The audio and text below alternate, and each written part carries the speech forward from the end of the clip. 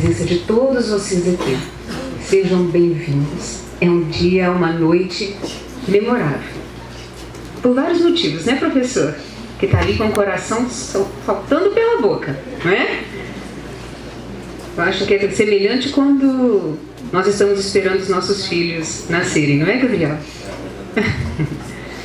Eu gostaria de agradecer a Ana Célia, diretora do ensino médio, que cedeu o espaço para que essa noite pudesse acontecer, e toda a equipe. Eu queria que você levasse o nosso abraço, a nossa equipe de professores, pais, alunos, ao professor Gabriel pela iniciativa.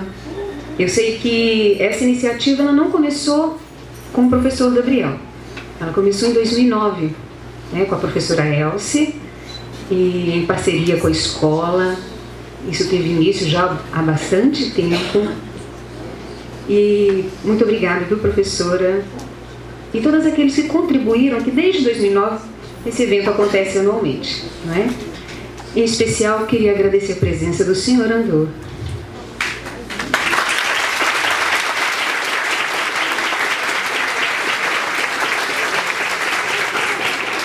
Que irá testemunhar de sua vida nessa noite.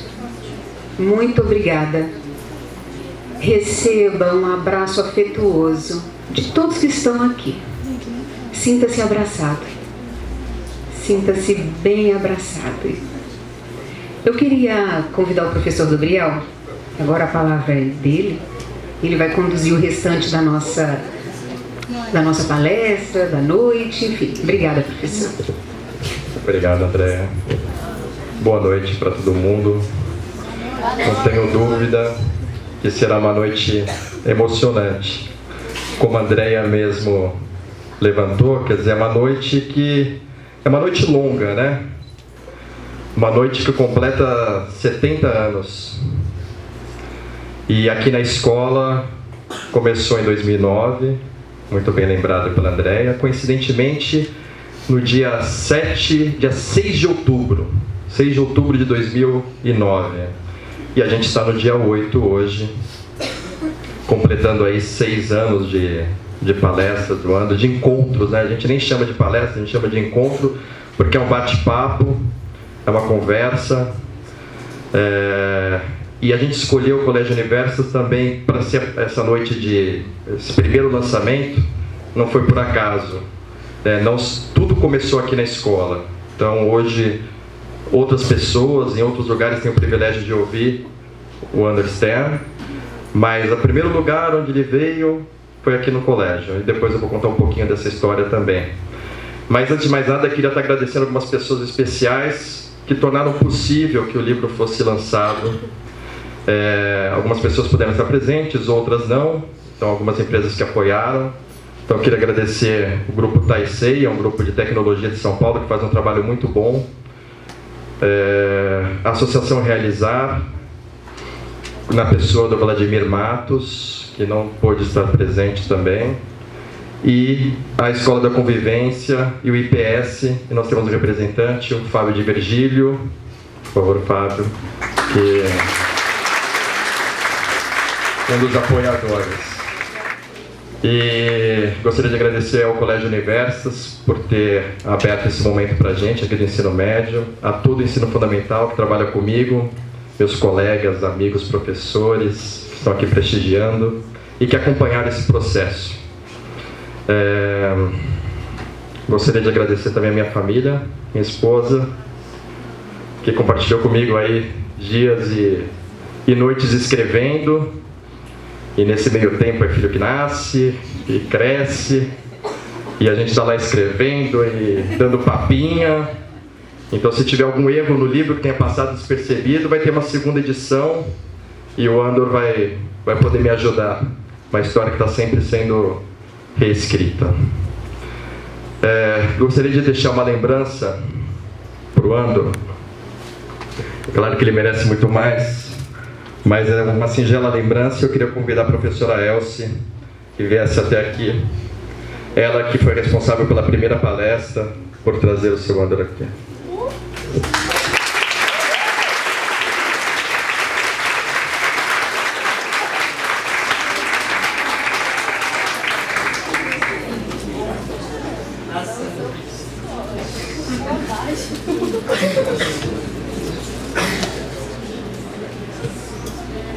vocês vieram para escutar o André, não escutar a mim.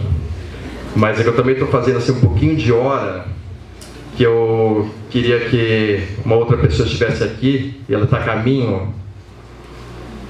Então vou deixar para fazer essa homenagem depois da palestra. Assim a gente começa com o Andor, e aí depois eu retomo. Andor, a palavra é com você agora. Pessoal, obrigado. Uma coisa só, isso eu falo também no livro, eu falo para todo mundo, a história, ela sempre nos ensina alguma coisa. Isso vocês não tenham dúvida. A história existe para ensinar. Mas tem algumas histórias que são especiais e que são transformadoras. E aí, a conhecer o André Stern, conhecer a vida dele, conhecer a pessoa, transformou a minha vida. Então tenho muito a agradecer a ele. E que vocês possam sair daqui um pouquinho transformados também, e ao ler o livro, valorizar as pequenas coisas da vida.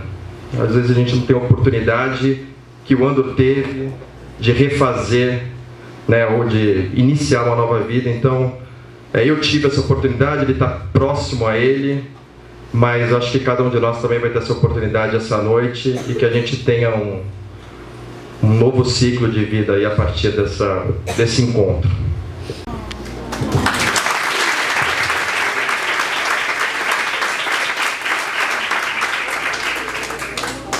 Boa noite.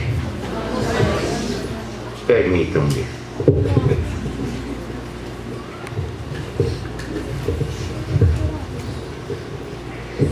De Márcia Prat Neves. Quarta-feira, 7 de outubro de 2009. Assunto: agradecimento. Senhor Andor, gostaria de agradecer em meu nome e dos meus filhos pela experiência que vivemos durante palestra proferida no Colégio Universitas em 6 de 10 de 2009. Posso dizer sem nenhuma demagogia que hoje eu acordei diferente. Seu relato sobre as experiências vividas durante a Segunda Guerra Mundial nos fizeram repensar e valorizar tudo o que temos, não somente em bens materiais, mas principalmente em valores morais. Poder ouvir ao vivo e a cores de um ser humano tão maravilhoso o relato das atrocidades vividas durante o Holocausto é uma experiência absolutamente única. Sinto que sou uma pessoa privilegiada em ter uma relação de coleguismo e amizade com um ser tão humano, tão vitorioso e que valoriza de uma forma singular a vida. Muito obrigado. Nessa data, sem dúvida, nasceu o livro, o destemido Gabriel que realizou. A Márcia não está mais conosco, mas ela está viva. Olha as filhas. Desculpa, perdão. Eu sou um aluno que repete todos os anos, eu não consigo passar para o período seguinte. Acho que vou ser jubilado aqui. Há 7 anos eu estou vindo para cá, aprendi muito, mas ainda não me formei. Mas, gente, eu estava pensando que esses dias todos a Márcia está presente para mim. Eu pedi 1 minuto de silêncio, mas o silêncio é a morte e ela está viva. Então eu preferia que a gente aplaudisse minha querida amiga.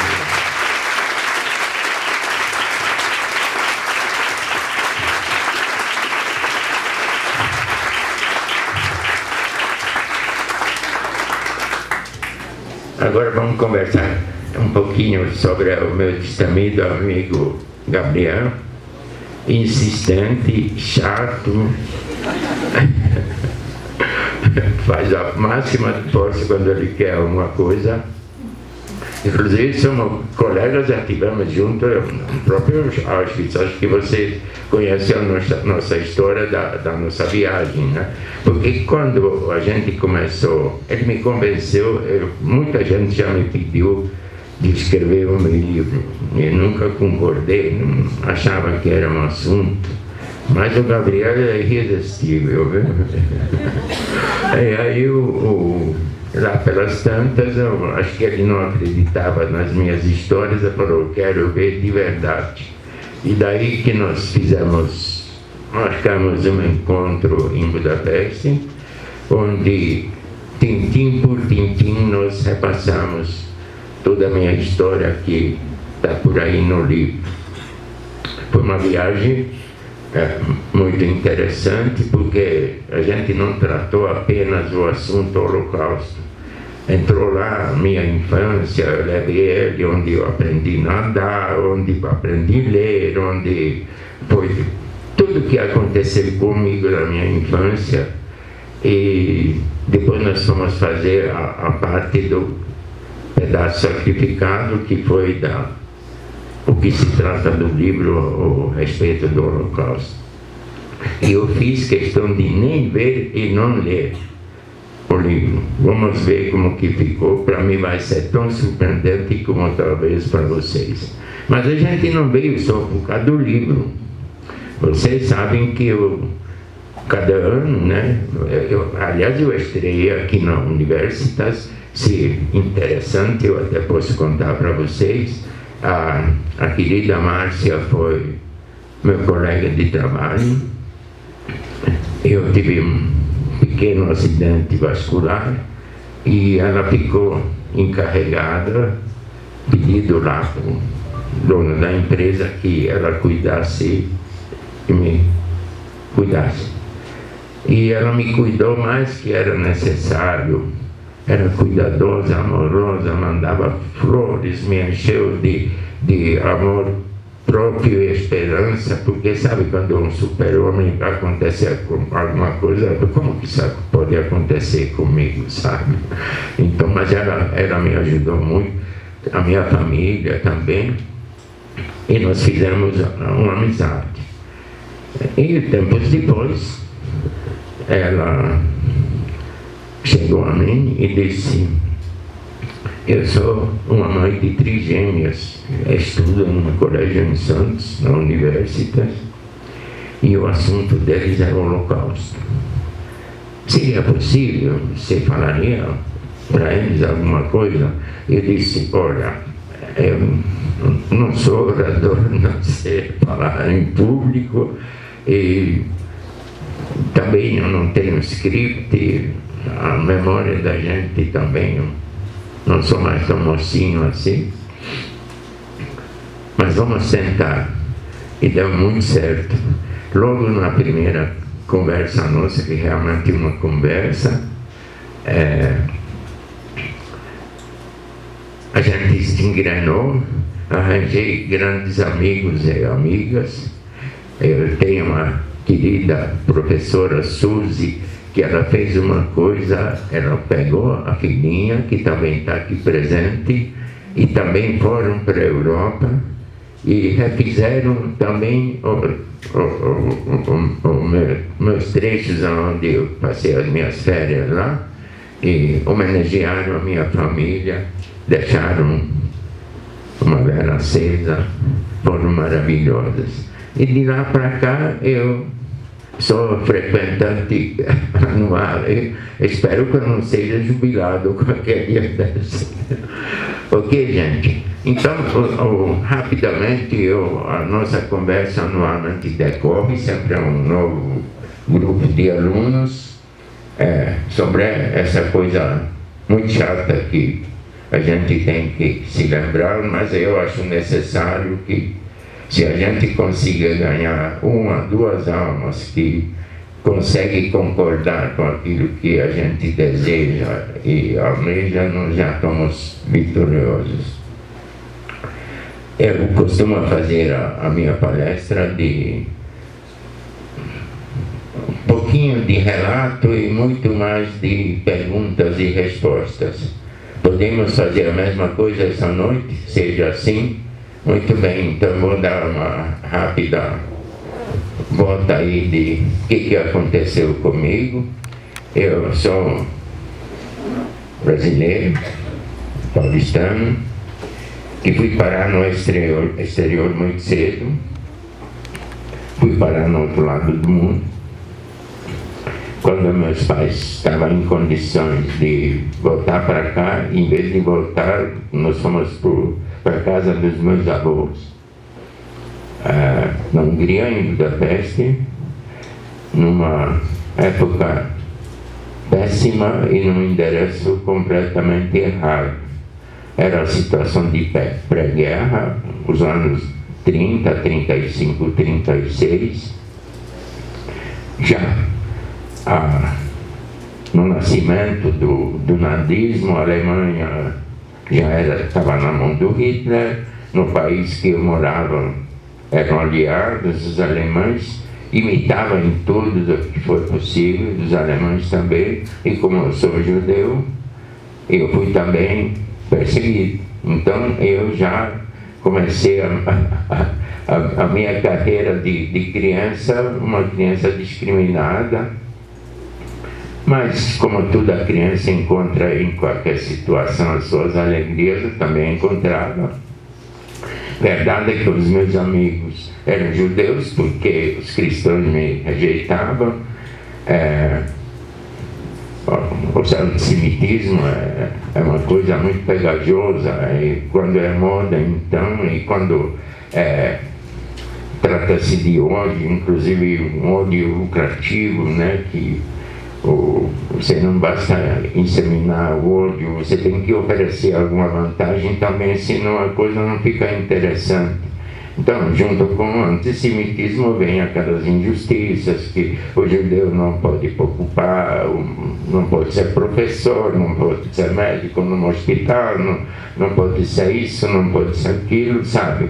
E aí sempre tem alguém no lugar. E quando chega então na realidade, quando começam então deportar e perseguir mais ainda, olha, o apartamento de vocês, que vocês vão deixar dentro de 24 horas, já tem um pretendente que já estava lá com a malinha no mãozinho para ocupar. Então, assim, é muito fácil de alastrar o ódio.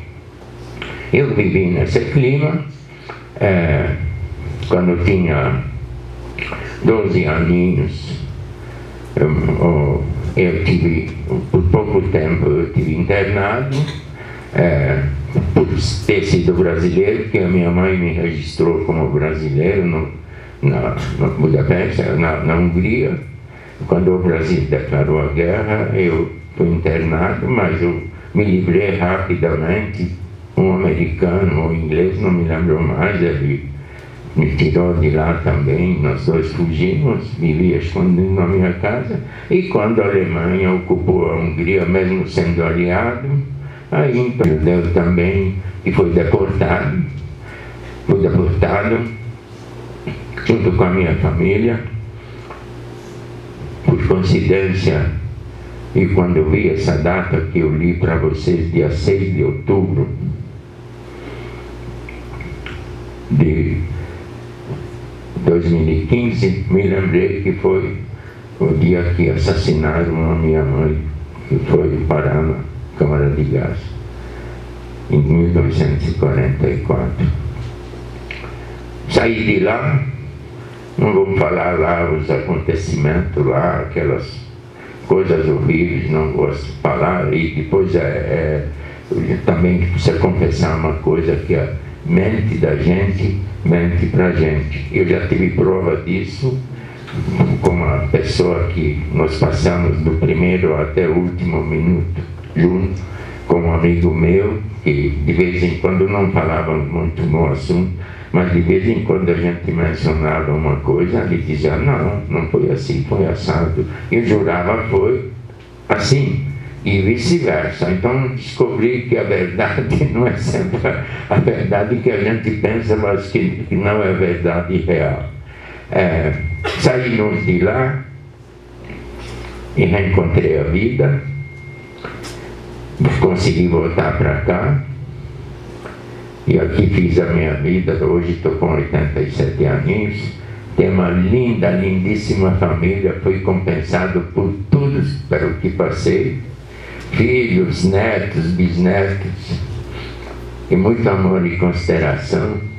Cada dia na minha vida é um presente para mim. Essa é a minha rápida história, podia contar semanas em detalhes, mas eu preferiria que vocês devem ter curiosidade de que aconteceu e como aconteceu aquilo de lá.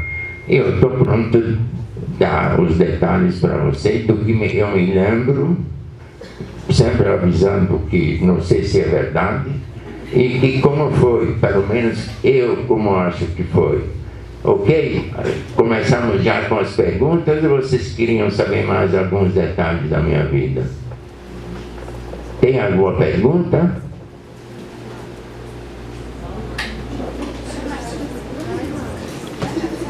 Ninguém?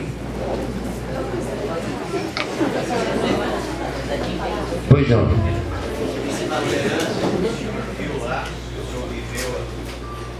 Tolerância, o antissemitismo, e ele era restrito somente aos judeus. Não. A outras ciganos, homossexuais, socialistas, padres. O ódio era generalizado, né? Você sabe que um regime fechado, um totalitarismo total mesmo, só servem aqueles que são súditos e acreditam e operam o regime. Não seriam só unicamente os judeus, por exemplo. O objetivo principal realmente foram os judeus. Vocês podem perceber que, já perdendo a guerra, em vez de preocupar com a luta, preocupava com aumentar a produção lá em Auschwitz de 15 mil pessoas assassinadas por dia. Então, agora, o ódio, como já acabei de dizer, principalmente o ódio remunerado, é muito difícil de difundir. Mas mesmo assim, não podemos esquecer que milhares e milhares, alemães inclusive, deram as suas vidas querendo salvar os outros, se sacrificando, se martirizando. Aí a gente conclui que a totalitarismo total não existe. Sempre sobrevive ainda o ser humano, que tem gente decente e tem gente indecente. Aqueles que acharam uma facilidade, lucro principalmente, em serem nazistas, eles eram nazistas. Os que continuaram gente, eles não concordavam com o regime, mas ele era tão bem construído, ao ponto, se seu filho não ouvisse você dizer a Hitler quando chegava em casa, era capaz de contar na escola do dia seguinte: olha, meu pai não fala Hitler, meu pai fala boa noite. E no dia seguinte eu já estava na casa, porque na sua casa. Se querem ver um exemplo até onde vai o ódio, esse ficou muito gravado em mim. Já em 44, fim de 44, já era assim um processo: de manhã os ingleses, de tarde os americanos e de noite os russos bombardeando a Alemanha, cada um no seu pedaço. Nessas alturas eu era prisioneiro num lugar perto de Dachau, num lugar chamado Mühldorf. O Gabriel lembra bem disso, mostrei para ele. E a gente era tirado de lá, levado para limpar os escombros da estação principal do trem, para restabelecer os trilhos. Era assim, já outono, um garotinho assim, tamanho de um garotinho de 8 ou 10 anos, claro, fantasiado de Hitler, né? Bracelete, calcinha preta, baionetinho, comendo um pedaço de pão e uma maçã. Imagina meu estado de espírito, eu dizendo para ele: meu senhor, poderia me dar um pedaço do seu pão? Sabe o que o garoto fez? Essa foi uma das maiores apertos de que ainda eu revivi, que eu tenho pensamento, sou eu. Não sei se era raiva, desespero, quando ele pegou o pedacinho de pão amassado, jogou no chão e pisou em cima e falava sal, Iuda, porco judeu. Um garoto de 8 anos, você já vê que como ele estava injetado de ódio. E o ódio se espalha aí muito fácil, e principalmente nessas circunstâncias. Agora, quando você chega a uma certa fase nessa experiência, que você está lá, quando para você não existe mais eu, você vive ou sobrevive, como dizer, a melhor vida, por puro instinto. É que nem um cachorro, você não lembra teu nome, não sabe o que acontece contigo, pensando numa única coisa: comer, comer, comer.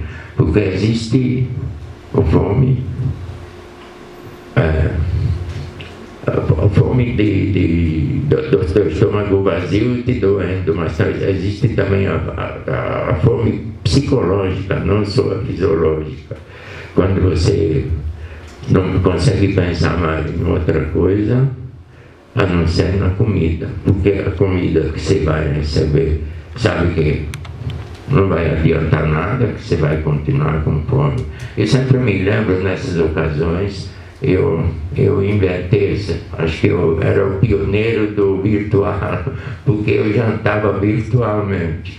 Eu fechava meus olhos, botava uma série de setores assim, de armáriozinhos com tela para não entrar mosquito, onde eu acumulava manteiga, queijo, frios, pães, doces. Eu fazia meus sanduíches, pelo menos 2 ou 3 toda noite.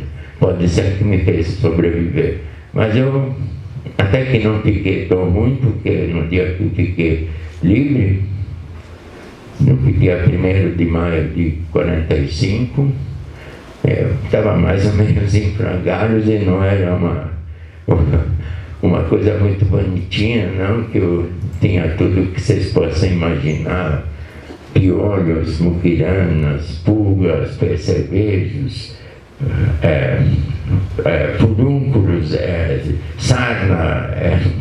Era um negócio, um completo pedaço de desgraça. Os americanos nos trataram bem, eu tive o prazer de me recuperar bem rápido. Esse ano, eu fui convidado do governo alemão, inclusive com as minhas filhinhas, e nós fomos festejados 70 anos da nossa libertação, inclusive os americanos que nos libertaram presentes lá, a velhinha que era a enfermeira, o soldado que também, um velhinho lamentável, mas estava lá, ele nos libertou ainda no próprio uniforme dele. E encontraram, eu tenho um restinho de parentes, não da minha geração não vivi mais nada, mas por um milagre uma das minhas tias foi escondida durante a guerra e ela teve descendentes, esses vivem hoje na Hungria, e um deles me levou para lá e ele queria toda a lei de eu encontrar alguém que eu reconhecesse. Ele esqueceu que eu tinha 16 para 17 anos, eu já tenho 87.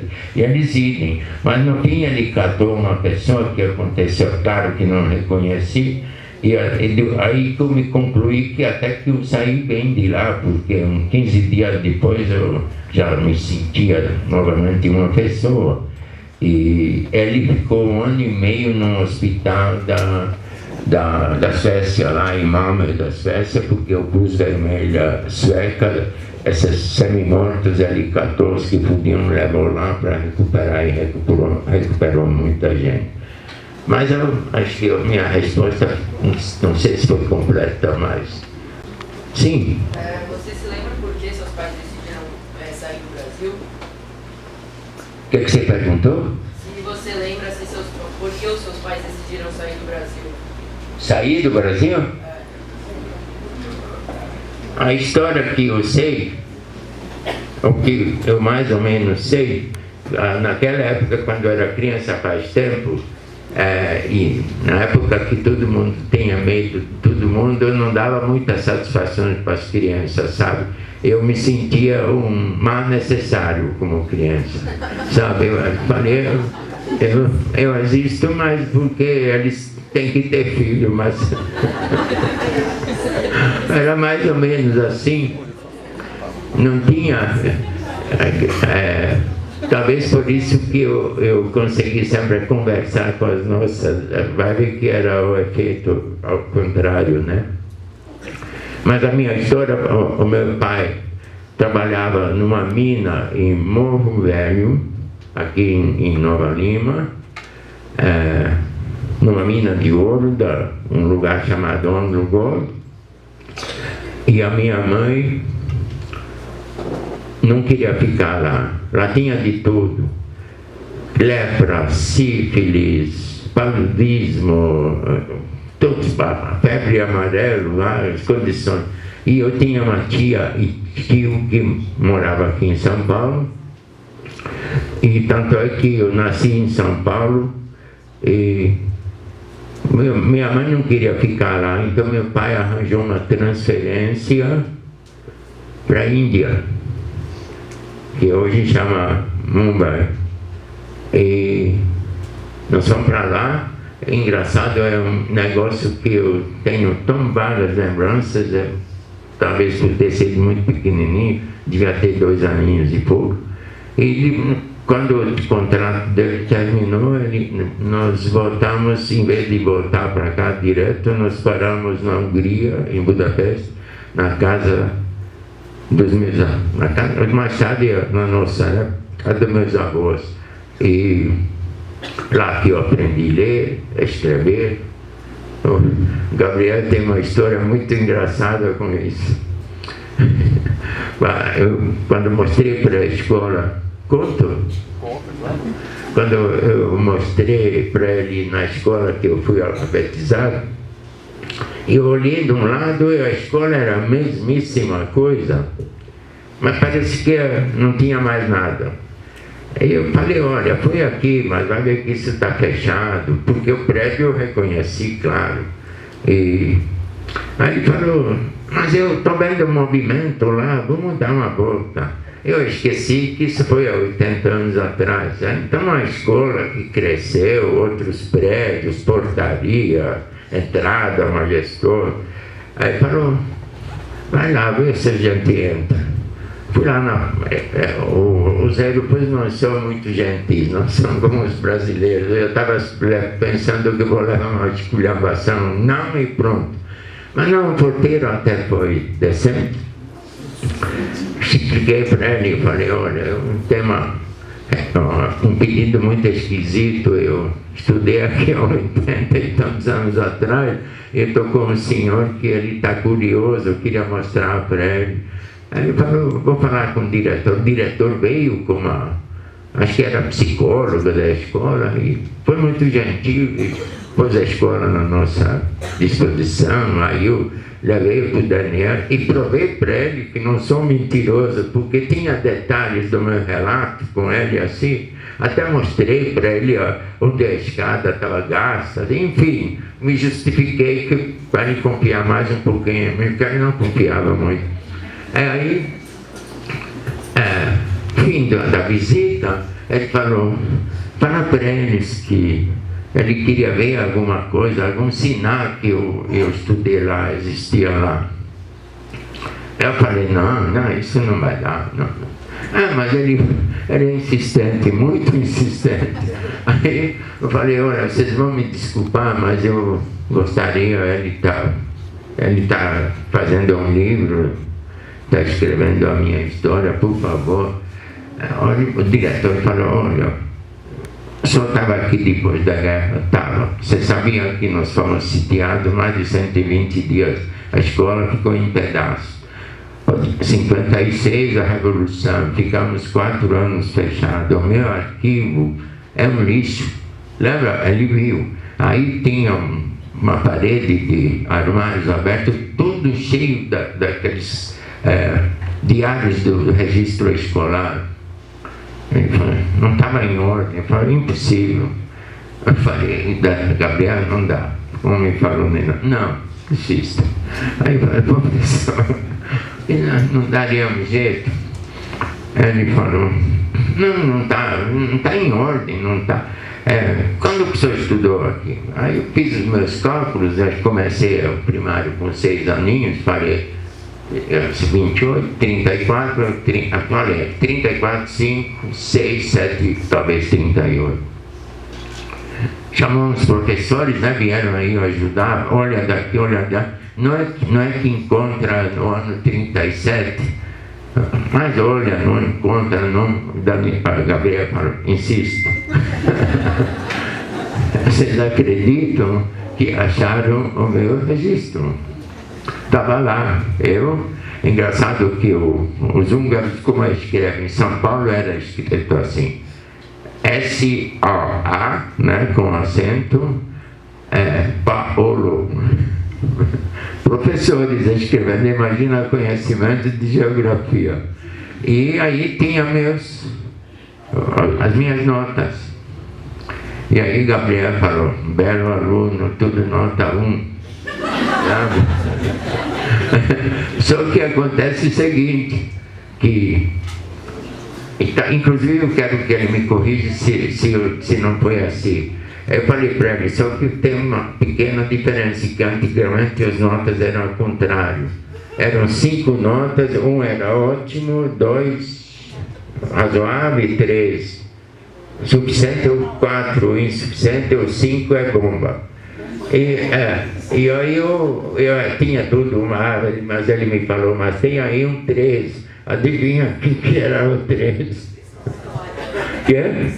Não, comportamento. Lembra? Então, e aí que eu vivia nesse ambiente, a gente acostuma com tudo. Eu, por exemplo, se a professora faria uma chamada, ou você teria uma obrigação, uma lição para você, sei lá, na própria língua, né? Como que você tivesse na aula de português, escrever o que você fez no fim de semana. Aí eu faria na própria língua húngara, né, a descrição.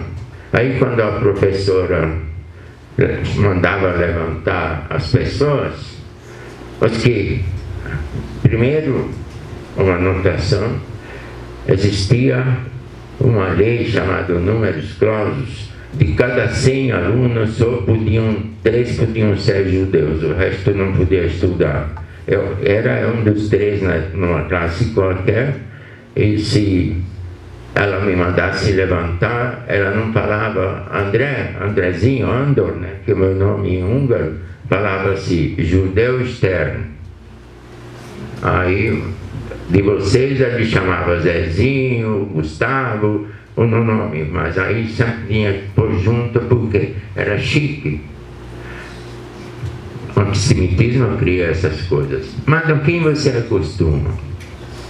É muito engraçado, agora me lembrei um detalhe, já de crianças também tem gente que vai ser gente boa, porque com toda aquela divulgação e incitação ao antissemitismo, tinha gente que a gente sentia que eram nossos amigos, só que não podiam demonstrar. Mas quando ninguém via, eles eram bons com a gente. E tinha, claro, aqueles garotos que faziam o possível para fazer a vida da gente mais difícil. Mas, por exemplo, nessas chamadas, se você fizesse um trabalho bom, a professora diria para você, olha, essa lição aí é uma bela lição, mas como você é judeu, eu não posso dar na língua húngara para você um ou 2, eu vou te dar, vai um 4, não vou te dar, não. Como se ela tivesse feito um favor. Ela mesmo deve se declarando injusta. mas poderia fazer. Se você me cuspisse em mim, e se desse um bofetão, e se você se queixar, eu ia apanhar, não você. Você tinha direito de cuspir em mim. Eu contando isso para vocês, é difícil acreditar que isso seja verdade, né? Mas você acostuma com isso. Mesmo assim, tinha as nossas alegrias, enquanto podia. Quando expulsaram a gente da piscina, já ajudando a não poder ir na piscina, quando eu não podia ir mais para patinar no gelo, aí a gente daqui a pouco se conformava. E nós ficamos fechados entre nós. E um desses meus amigos, que desde a jardim de infância a gente teve junto, nós terminamos, fomos juntos para o campo, saímos juntos para o campo. Lamentavelmente eu perdi há uns 4 anos atrás, ele não veio para cá, continuou a vida dele, teve uma vida muito bonita, teve um progresso. Mas esse negócio de perseguir, tem aquela parte ridícula também, já que eu estou falando nessas esquisitices. Durante a guerra, já era 41, né, 39 começou, em vez de aula de ginástica, tinha aula de instruções pré-militares. Você pôr um tênis e pegar uma bola, você botava um chapéuzinho de soldado, assim, te dava um fuzil de madeira, né? De madeira, não tinha cano, não era nada. Então, e aí te ensinava a marchar, virar à direita, à esquerda, 1, 2, 3, 4, marchar e desfilar. E nós, os judeus, em vez de ganhar, nós três, em vez de ganhar aquele bonezinho e um fuzil, nós fomos obrigados, porque a aula terminava depois da marcha, fora da escola. A nossa obrigação era, os garotos, vocês traziam um pedaço de barbante e amarrava, pendurava na gente. A gente andava lá com a pasta de vocês, né? E aí quando chegava lá sempre o objetivo era, em quase todas as cidades, essas cidades que passou pela guerra, tem uma homenagem ao soldado desconhecido. Isso é comum, existem até hoje. Aqueles chefes de estado vão lá depositar, é sempre nesse soldado. Então quando o professor de ginástica, que no mesmo tempo era um nazista, sei lá, era coronel, aí ele gritava, batalhão! Aí você tinha que, aí eles começavam com aqueles passos de ganso duro, olhar à direita, aí quando olhar à direita eles tinham que fazer assim, a nós era proibido olhar para lá, nós tínhamos que olhar para a esquerda. Você imagina a mente um idiota desse aí, que ainda se chamava de gente, mas hoje olhando é muito divertido. Mas eu criei nesse ambiente, e quando veio vieram as épocas que realmente a coisa ficou pesada, aí que nós fomos parar, fomos deportados, e acho que o Gabriel descreve o resto aqui no livro. Não pode se chamar uma coisa que se mexe e eu de vez em quando tenho aqueles segundos de lembrar, você não quer lembrar. Você não sabe o seu nome. Você sabe que você é 83892, isso você sabe, porque você toda hora chamado. Está gravado no teu braço? Você não respondeu? Naquele Deus, eu não posso acreditar, me perdoem, mas todos vocês, eu respeito muito a crença de todo mundo, em tudo que eles acreditam, mas Aquele Deus, a minha mãe tinha 36 aninhos, era uma mulher muito decente, mas muito boa gente, carinhosa com todo mundo, correta. Sabe como que ela morreu?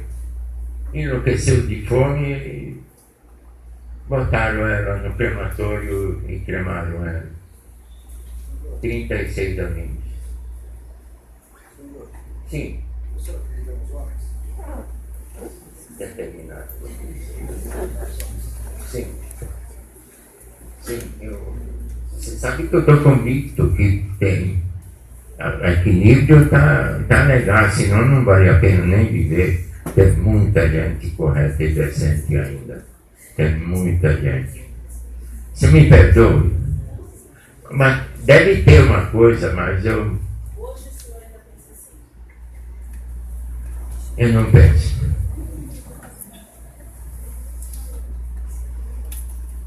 Sim. Existe um padrão de escolha dos internos dos campos de concentração, quem iria viver, quem iria morrer? Como que era feito isso?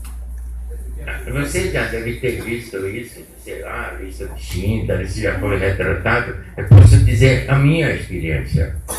A gente, quando foi posto num vagão lá em Budapeste, até as fronteiras da Hungria, a Germandaria húngara acompanhou, abriram o vagão lá, perguntou: vocês não vão viver mesmo, vocês não vão dar para os alemães o ouro que vocês estão carregando. Ainda, a gente já não tinha mais nada, já tinham tirado tudo da gente, mas tiveram mais uma.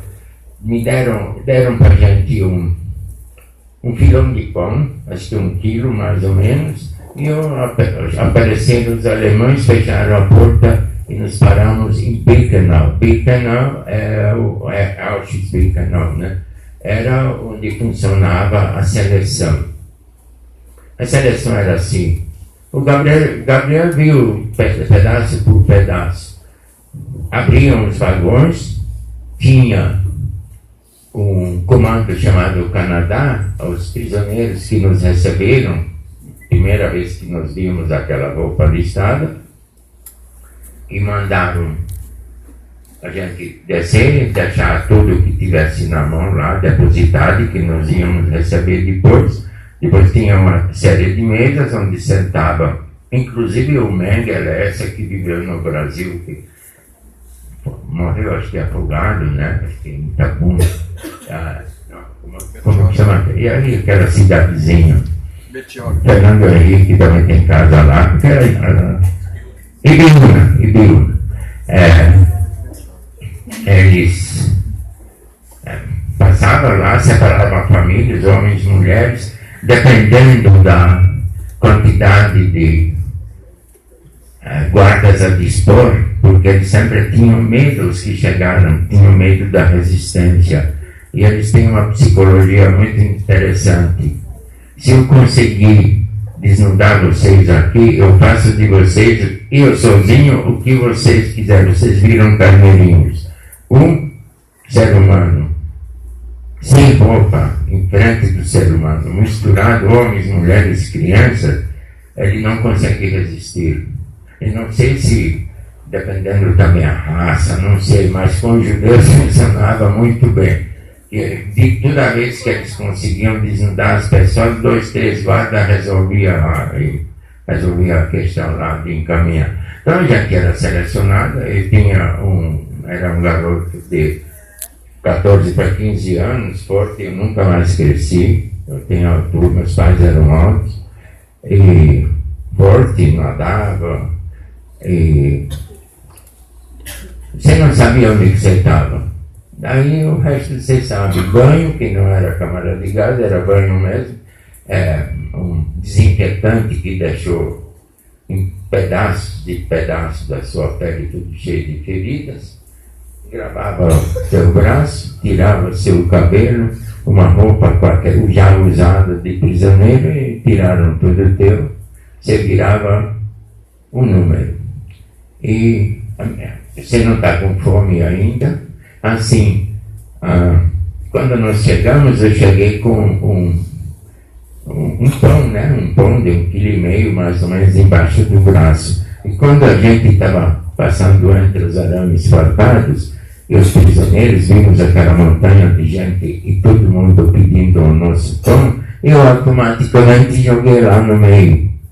E quando eu vi que nem cachorros em cima do moço, no mesmo instante eu fiquei com fome. Eu só deixei de ter fome dia 2 de maio de 45. Porque é engraçado que, como eles disseram, o fome é psicológico e fisiológico também. Mas, essa pergunta, ok? Eu li várias situações que pessoas que tinham propósito, tinham foco, enfim, tinham uma chance maior de sobreviver do que as que não tinham, dentro do campo. Então, minha pergunta foi para confirmar ou para negar essas afirmações que eu li em várias situações. Eu não estava entendendo bem. Em várias situações eu li que internados em grupos de concentração, pessoas que tinham foco, tinham propósito, tinham objetivos maiores, ou que tinham planos futuros, tinham mais chance, tiveram mais chance de sobreviver. Inclusive eu quero declarar para você uma coisa. Nunca um alemão pôs a mão em mim ou alguém que eu tinha visto. Ou eram dos próprios prisioneiros, que tinham uma hierarquia lá, os capos, os Lager, Testerwesen, os que eles inventavam, né, posições, que eram os prominentes, né, que roubavam nossa comida, que nos matavam se tinha vontade. Eram donos da nossa vida. E eles passavam muito melhor que a gente. Eles têm oportunidade até tomar banho. Nós não tínhamos. No dia que eu fiquei livre, eu tenho uma casca assim dura de resto de saco de cimento. Eu fazia quase 20 meses que não tinha tomado nunca mais banho. A gente, para se limpar na primavera, quando a neve derretia e tinha aquelas poças, a gente enrolava com tudo. Você imagina você tendo sarna e tudo, e como que deve fazer falta um banho. Mas não vamos falar de sofrimento, vamos falar de coisas melhores. Outra pergunta. Pois não.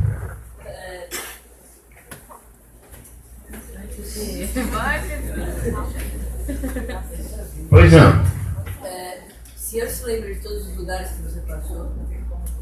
Não, estou aqui. Você se lembra de todos os lugares? Eu lembro? O Gabriel pode responder para isso. Lembro? Sim, vamos lá. Lembro. Não, porque agora precisa ter um testemunho. Às vezes olha, é uma coisa, é muito chato ser velho, vou te dizer por quê. Porque eu lembro o que aconteceu há 70 anos atrás e não me lembro onde que deixei o meu óculos quando eu estava na minha frente.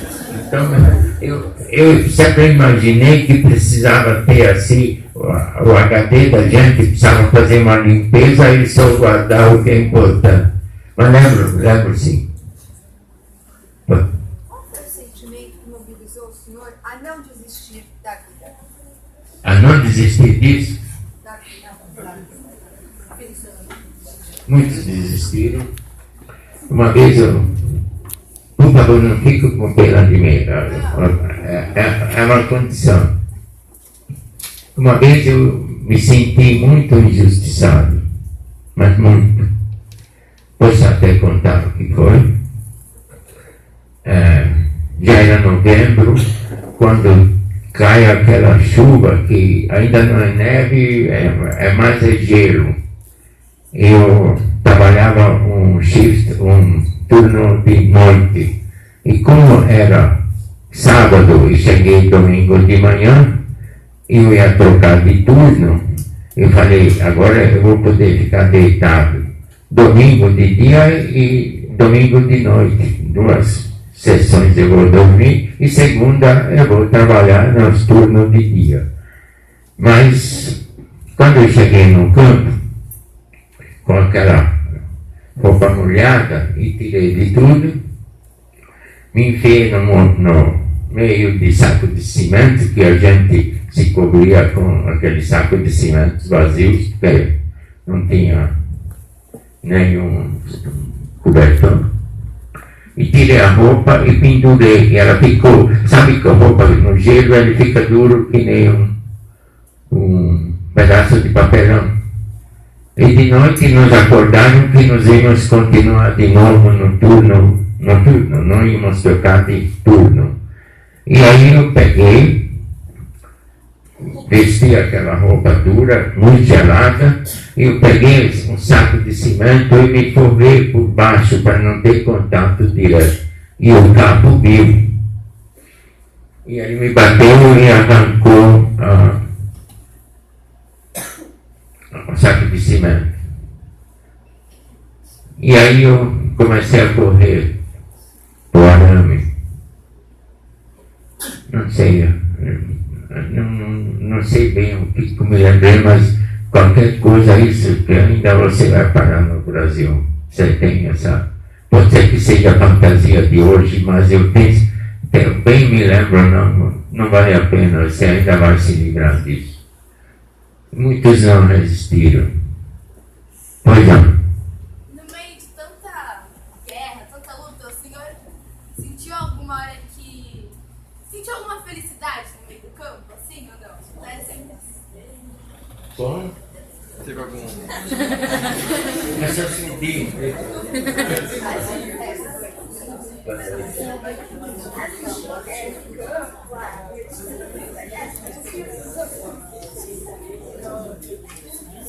Sentiu algum momento de felicidade? Não. O que você chama de felicidade? Você sentiu alguma esperança? Não. Alguma coisa boa? Tinha alguma lembrança positiva? Não, eu fugia. Contrário. Se você lembrar, era a morte. Aí que você caia no abismo. Talvez isso que a gente... Lá no fundo mas bem lá no fundo, você sabe que alguma coisa de gente ainda existia, né, dentro de você, mas não era legal pensar. Pelo menos o teu pensamento 24 horas por dia era comida. Comida, comida, comida.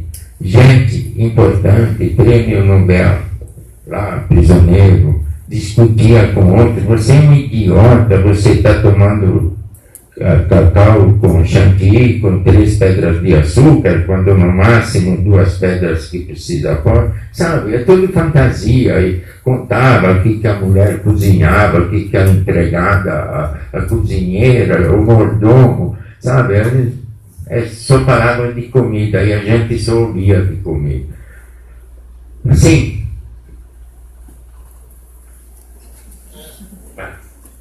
Quantos anos você foi feito de prisioneiro? quando eu fui feito de prisioneiro, 14 para 15. Mas quantos anos você ficou sendo feito? Como é? Quanto tempo? 20 meses mais ou menos, 18 a 20 meses, já nem sei mais do direito. Porque não sei porque nós primeiro também ficamos internados. Pois não, se levantou a mão. Teve alguma resistência nazista quando os americanos foram no campo para libertar vocês? Isso eu não vi porque a gente ficou no fim da guerra, quando nos últimos dias eu passei enfiado dentro de um vagão de vagão de gado fechado de dia 24 de abril até dia 1º de maio sem poder sair de lá. Aliás, a gente saiu, mas gostaria de voltar, mas eu não vi luta. O que a gente via, aqueles 3 militares cheios de feridos, cheios de gases, enrolados e machucados, isso a gente via no buraquinho do vagão que passava por nós. Pois não.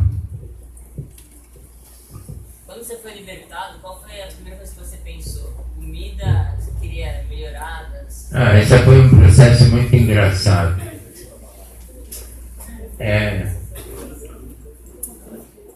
Você imagina você ficar exatos 7 dias, sem comer um fio de capim e sem molhar a boca com uma gota de chuva.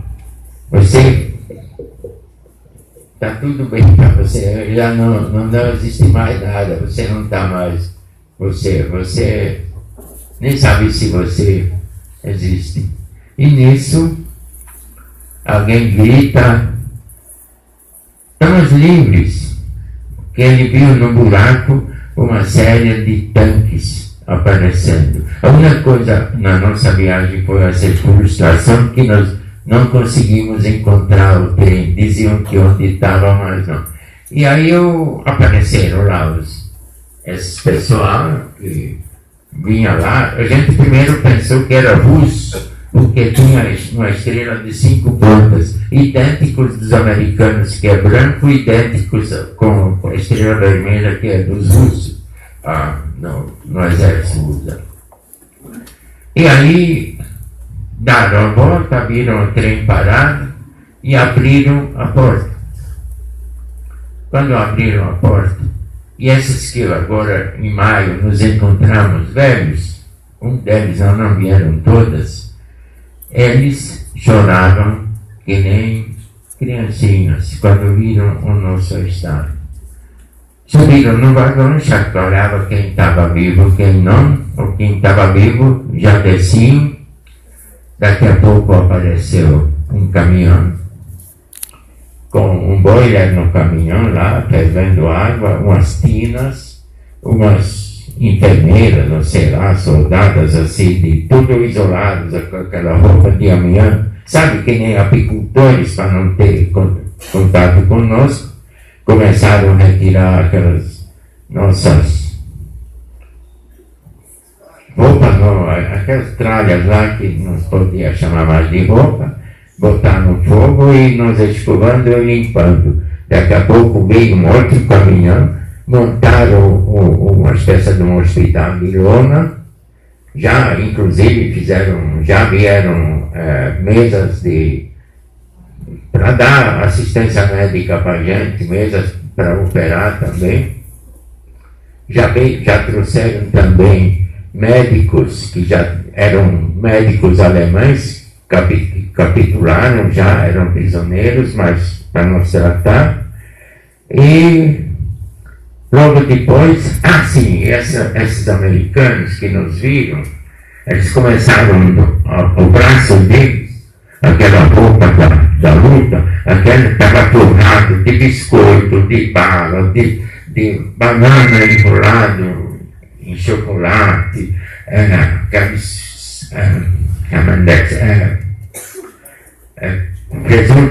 presunto, sabe, se você abria numa latinha, aí tudo que é coisa assim, guloseima e até comidas, e os que comeram se deram mal, muitos inclusive morreram por causa da disenteria, porque lá no campo, aliás, a maioria dos mortos foi causada por isso.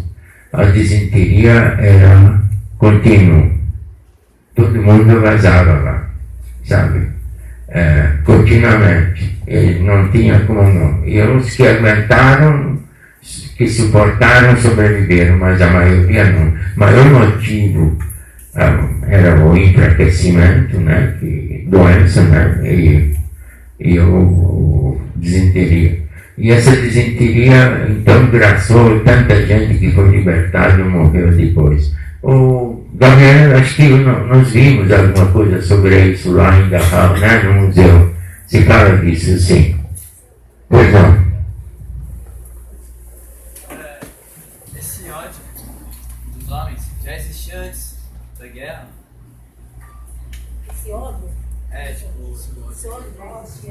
Esse preconceito existia antes da guerra? Claro, isso existe há séculos e séculos. Isso não foi o Hitler que inventou, ele que praticou com muito resultado. Mas não, o ódio racial é porque todo lugar, o homem é imperfeito. O que acontece até hoje?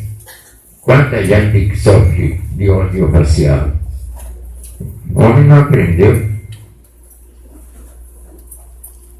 Sempre não foi o Hitler que inventou.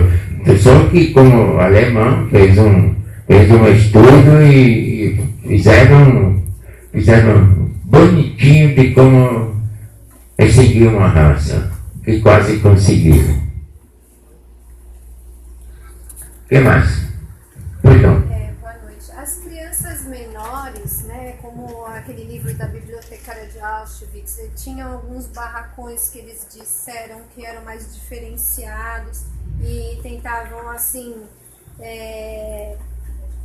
não iludir as crianças, mas tentar distrair os isso existia? Isso não era bem Auschwitz, isso era em Theresienstadt. Essa lei era um vitrine para a Cruz Vermelha dos alemães, que era todo mentira. Tinha banco, tinha moeda própria, tinha teatro, tinha salão de arte, mas aquilo era para mostrar tudo para a Cruz Vermelha. E aquele pessoal que depois lá fez esse papel ia direitinho transferido para o Auschwitz para receber os novos comboios que estavam. Eles estavam limpando a Europa, França, Holanda, Bélgica, de todo lugar onde eles dominaram, eles mataram todos os que foram possíveis de matar, eles mataram. Mandaram para o campo de... Mas, quer dizer, todos não, porque estou por aqui ainda. Agora eu só fico bravo quando me chamam um herói. Não sou herói, eu sou sortudo. Tenho muita sorte. Então, cada dia para mim é um presente. Assim, sem ser então essa vitrine, não tinha nenhuma forma de as crianças menores que ficavam... Bom, para começar, você vai me desculpar, e soube, depois da guerra, que existiam alguns lugares, inclusive, e bem conhecido, que nasceu no campo de concentração. O Tony, marido da Bonnie, nasceu no campo de concentração, em Auschwitz. Mas eu nunca vi uma criança lá. Sabe o que eu vi? Eu vi criança em cima do caminhão indo para o crematório, isso eu vi de monte. Mas criança assim, junto com a mamãe, não. Eu vou contar uma coisa terrível para vocês, mas por falar em criança, você imagina uma cena, uma mãe segurando o seu bebê, descendo do vagão, chegando em Birkenau, um homem de roupa listrada, vai lá, arranca a criança da mão da mãe, e pega a criança e joga no lado do vagão onde espartica a criança lá. Sabe o que ela fez isso? Salvar a mãe.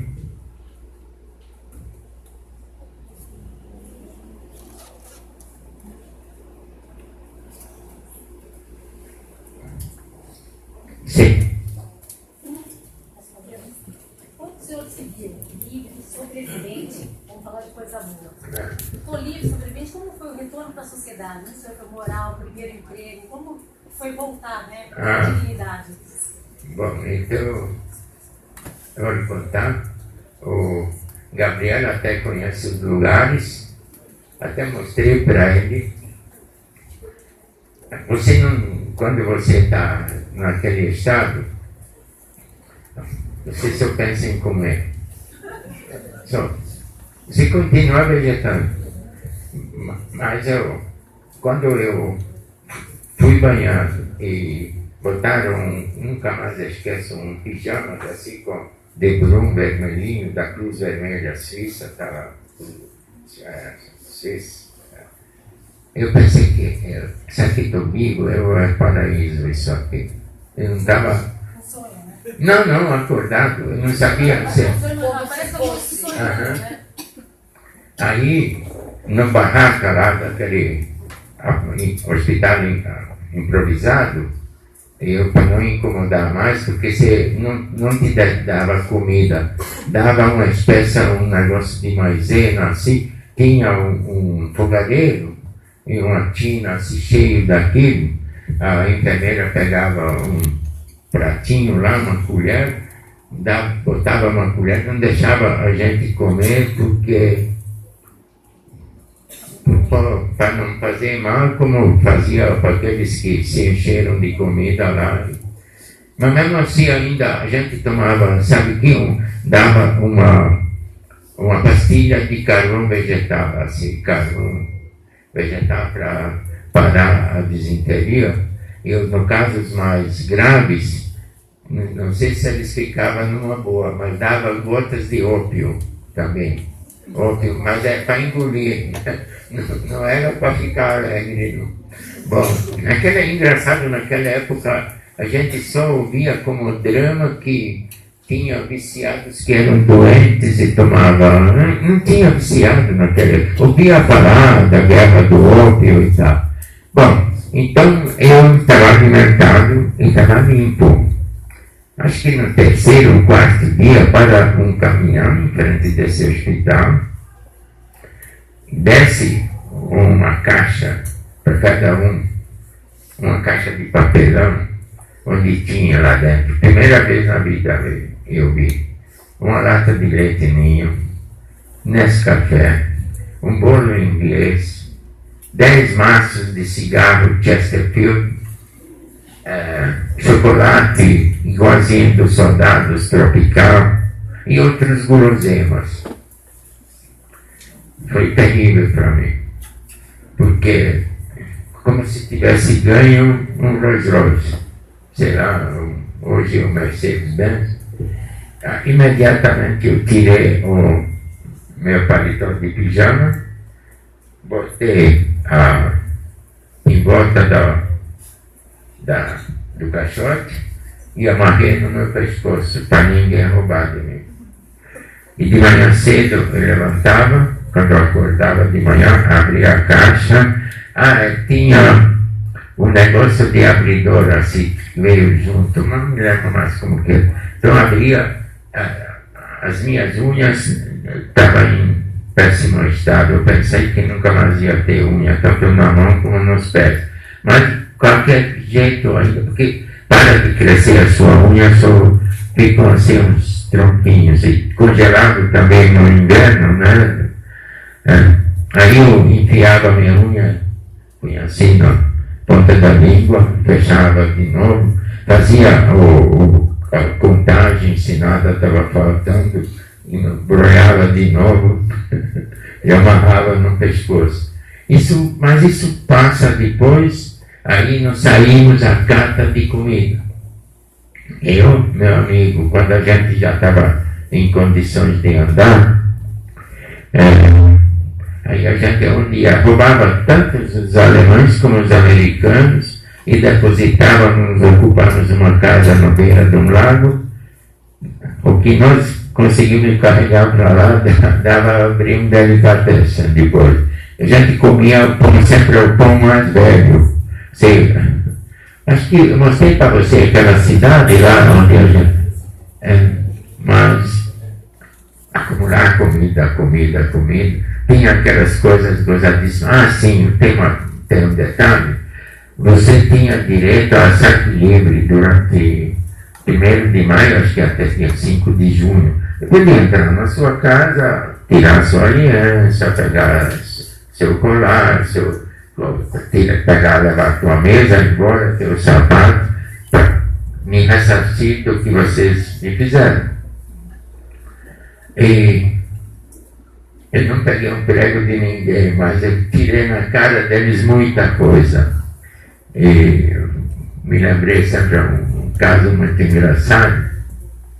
Um dia a caça de comida assim, nos arredores de Munique, ouvimos um barulhinho assim, fomos lá ver, era umas divisões e cada um tinha um coelho lá dentro. Aí a gente pegou um coelho, botou embaixo do braço, levou lá para onde a gente naquela época estava morando, e para matar o coelho precisamos arranjar um sócio, um russo.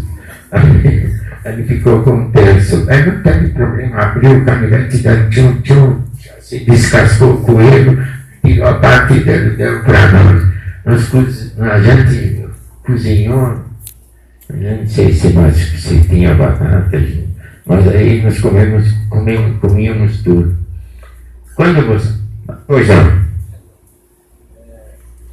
Olhando hoje para tudo isso, acredito que o senhor já tenha mudado de opinião e tenha tido várias vezes outras formas de ver isso, mas hoje aqui, se o senhor tivesse que dizer para nós o maior ensinamento que o senhor trouxe dessa história toda que o senhor viveu, o que o senhor diria para nós? Qual seria o maior ensinamento disso? Uma boa pergunta.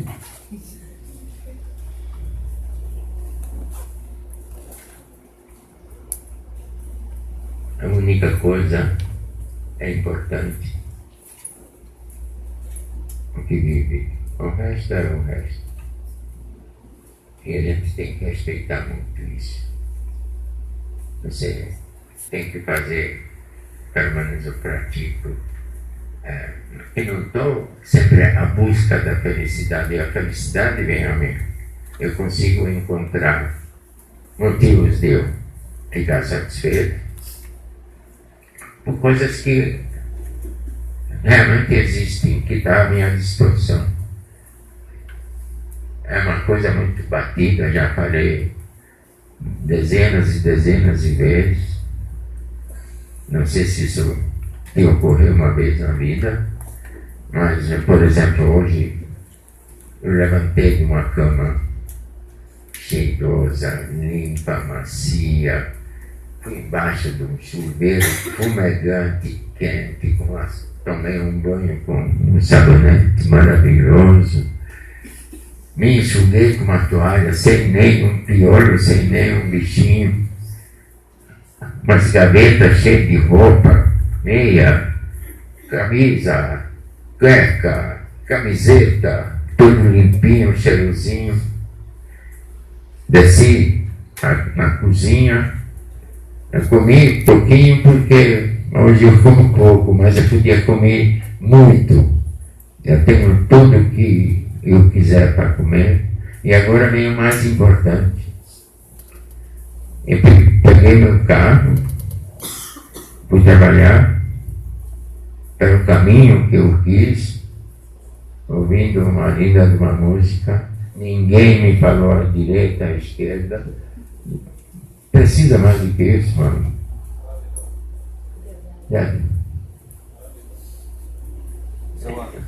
Boa noite. Uma experiência como essa deixa sequelas físicas, sequelas muitas vezes emocionais. Existe alguma coisa que te persegue até hoje? Alguma lembrança, algum cheiro, algum som, alguma música, alguma coisa que faz o senhor lembrar um determinado momento ruim, né? Um determinado momento nessa passagem? Eu não tenho consciência de que seja, mas a minha mulher sabe muito bem. Quando toca a campainha, eu assusto. A única coisa. Depois da guerra, minha tia que sobreviveu, ela dizia que às vezes ela me encontrava embaixo da mesa, lá tudo engrunhado e chorava, mas não, a única coisa que me dá, mas isso aí acho que não é bem do campo, isso já vinha antes do campo, porque a gente já vivia aterrorizada antes de Cristo também. Pois não. Você mudou totalmente seu modo de ver o mundo, né? Se mudou meu mundo? Não, você mudou totalmente o modo de ver o mundo. De ver? Eu acho o mundo uma maravilha. Eu sempre havia assim, desde garotinho, quando eu lia Júlio Verne, Karl Marx, eu achava o mundo uma maravilha. Eu continuo achando. Influenciou muito o campo de concentração na sua vida, psicologicamente falando? Se mudou a minha vida? Se influenciou, você mudou de algum jeito? Eu não posso te responder isso porque eu mentiria para você, porque o campo para mim não saiu da minha cabeça. Essa é você fica marcado com isso, e talvez eu viva muita coisa em função do campo, minhas atitudes, talvez seja, eu não conheço, mas uma coisa posso te garantir, não foram umas férias, mas eu acredito que talvez essa experiência me fez cometer erros em função disso que eu cometi durante na minha vida prática. Também você tem que levar o curso da sua vida como regulador, porque você se porta de uma forma quando você tem 20 aninhos e de outra forma quando tem 60, 70, 80, né? Mas basicamente a satisfação que eu tenho de ter sobrevivido é constante. Talvez para vocês a família que causam alegria, amor e carinho. Eu tenho mais um dado que a família me dá, reposição. Eu sempre procuro, acho que inconsciente eu procuro a reposição. E eu acredito que eu consegui me convencer que eu fui justiçado. Eu perdi lá, mas eu ganhei. Eu tenho filhos maravilhosos, tenho netos maravilhosos, tenho tudo maravilhoso, tudo que uma pessoa normal pode obter da vida. Eu também posso me sentir um felizardo, porque a minha vida foi tão movimentada. Na minha vida de 87 anos, cabe 200 anos de vida. Quando vocês que seja assim mesmo, tudo dentro da regularidade, cresce, constitui uma família, forma seus filhos, se aposenta. Comigo não aconteceu nada disso, mas eu até gosto. Ok? Você esperava estar aqui hoje, contando essa história pra gente de uma família que você tem hoje? Como é? Naquela época, você pensava em chegar aqui contando uma história pra gente e ter a família que você tem hoje? Pelo contrário. Eu, quando eu saí de lá, vai começar e saí de lá oco, vazio, sem sentimentos. Eu tinha medo de sentir. Porque você sabe que quando você tem, por exemplo, uma mãe como eu tive, uma mãe maravilhosa, e que você não encontra, aí é uma situação que você não consegue, não é se conformar, não consegue fechar a conta, sabe? Entende? Não consegue contabilizar como que é. Porque se você tem uma família e você enterra os teus antecedentes, que é o normal, você vai sentir muito, mas é uma coisa que acontece, é normal. Nem isso eu tive a oportunidade. Eu não tive a oportunidade de mostrar para minha mãe, olha o que eu me tornei, o que eu posso fazer por você? Eu não tive. Essa é uma das coisas que eu não invejo nada de ninguém, mas eu adoro ver. Eu tenho um colega, né, aqui, que o jeito que ele fala e trata a sua mãe, eu tenho maior inveja, viu? Porque como ele é muito bom filho, eu falei, será que eu podia ser isso? Sabe, ela me emociona às vezes de ver aqueles pequenos detalhes que a pessoa se preocupa com sua mãe. Essa me faltou a vida inteira. Mas me sobrou. Às vezes eu desviei a conversa, se perguntou se ia pensar numa família. Quando eu saí de lá, saí vazio. Eu não conseguia nem chorar. Levei anos para conseguir chorar. E falava assim, família, para acontecer com a minha família, que acontece comigo, nunca. Tanto é que quando voltei para o Brasil, nunca ia pensar que ia me casar. E a mais engraçada de tudo, que eu fui maltratado na Hungria, fui perseguido por cristãos, né? E quando eu cheguei no campo de concentração, como eu não sabia falar Yiddish, aquela língua universal dos judeus, e os bons já tinham morrido, os bandidos que ainda estavam por lá, eu cheguei mais tarde, e também eles não me aceitavam, porque não sabia falar a língua deles. Então, quando eu saí de lá, eu falei, não quero saber nada com judeu. Judeu para mim chega. Estou me demitindo. E, inclusive, eu estou sujeito a ir preso. Eu casei